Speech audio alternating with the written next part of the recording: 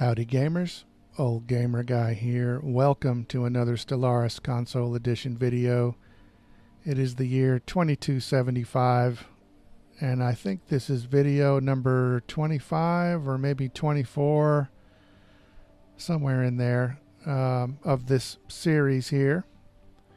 I looked back at my series where I played as the Cloud, and because that was all raw gameplay, just with me talking at the same time, it took like 80 videos to get to this point in the game. So doing these edited videos is having the desired effect of speeding things up a bit. In more important news, the Ugralak Ancients, who are a fallen empire that I contacted, they are fairly friendly to me, and they are classified as enigmatic observers. But they have approached us with an interesting yet controversial proposal. They are concerned that the human race is not going to last very long, and you can't really blame them for that. But they propose that we hand over basically a sample of our species so they can put it on a protected world and essentially keep us from going extinct. So my people would be made less happy if I agree to this. I would like to think that at least some would go ahead and volunteer, but I went ahead and accepted this deal, so we'll have to wait and see how that turns out. Colony established. On the lighter side of the news, our colony has finally been established over here on Perkim 3. It's been a long time coming. It took forever to terraform this planet because it's fairly large. I assume that affects how long it takes to terraform. I'm not even really sure. But it's kind of a nice planet, and I'm hoping that my people will be fairly happy here and a little less disgruntled than humans tend to be. But again, we'll have to wait and see how that works. I think this planet over here is going to be my next target for terraforming and eventual colonization. It is an arid world, but it's size 24, and I think I will terraform this next, but I need 5,000 energy credits to do so, to turn it into a continental world. I only have about 2,400 right now, and I don't really want to deal with the merchant spaceport to buy some. So I'm going to hold off on that. But I think what I will do is clear a path over here on this side of my space. There's a star system here with some hostile crystalline entities. There are 3 fleets in here, and they are blocking my expansion. So I think I'm going to send both of my fleets over here because I don't really remember exactly how strong these aliens are. But once I clear them out of the way, I can send a science ship up this way and survey all this, and maybe there's some good stuff up here. Who knows? And then when I was looking at the map, I noticed these 3 things up here called beacons, and they appear to be some sort of alien ring structures that are around these stars. I know I've seen these things when I've been watching other people play Stellaris on YouTube, but I can't remember exactly what these are.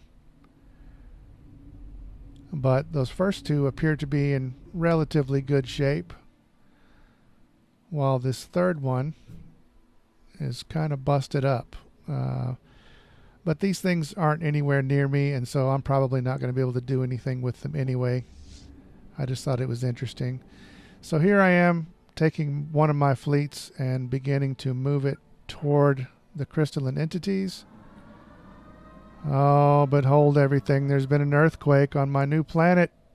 Apparently the crust is sort of unstable.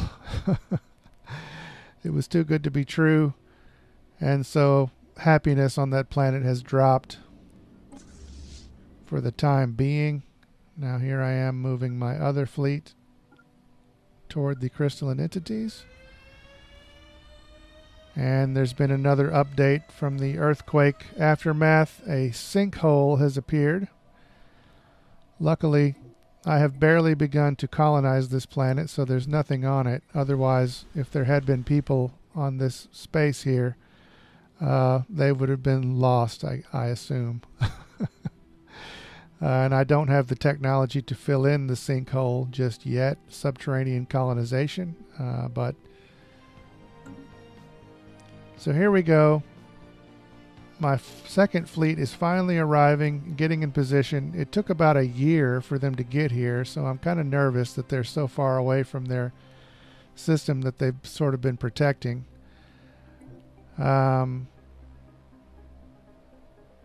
So hopefully this battle is not going to completely destroy my fleets, and they'll be able to get back in position before too long.